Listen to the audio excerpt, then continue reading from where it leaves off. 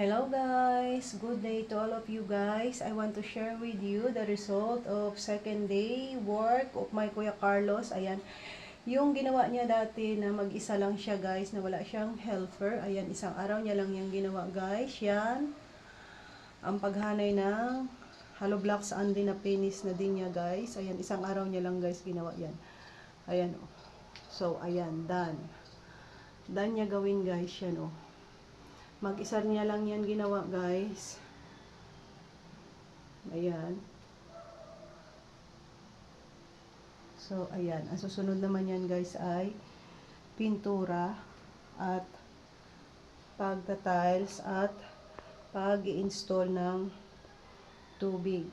So, ayan. Medyo madumi pa guys. Medyo madumi pa syempre kasi tinatrabaho pa, tatrabahuhin pa, tatapusin pa. So, ayan. Medyo madumi pa. So, ayan yung magiging bagong lababo natin. Ayan. Kung mapapansin nyo, andito pa yung mga gamit. Gamit ng kuya ko para maaluan yung kanyang kibo. Diyan niya na itinambak yung kanyang mga gamit para madali lang niyang kukuhanin guys. Ayan, magta-tiles na lang siya. So, ito yung day 1 guys yun. Ito yung pagsemento niya ng ating magiging patungan ng lutuan at itong ating magiging lababuhan. Yan yung sa day 1 guys. And then the second day na ginawa niya yung paghanay ng simento pero mag-isa lang siya dyan. Mag-isa lang niya yan ginawa guys kasi may importante noong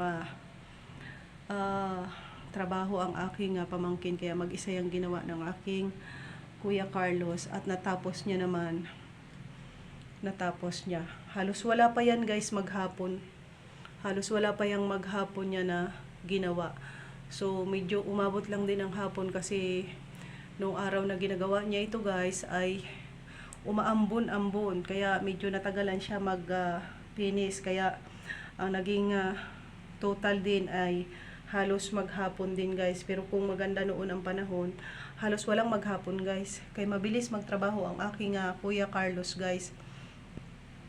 Mabilis magtrabaho ang aking Kuya Carlos. So, ayan, ito yung magiging bagong cooking area natin. Para sa akin, guys, napakalaki nito. Napakalaki nito. So, ito, yan, guys. Yang anong yan, yung PVC na yan, tatakpan pa din niya yan, guys. Tatakpan niya yan.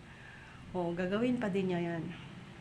So, abang-abang na lang kayo kasi pag hindi tayo busy, ipapasilip natin sa inyo yung mga kasunod na kaganapan.